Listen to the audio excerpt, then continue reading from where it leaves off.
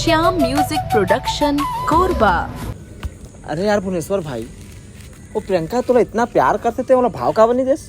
वो सब चक्कर में नहीं रहो भाई मैं, हाँ। और मोला अपन आगे चल के अपन भविष्य बनाना है।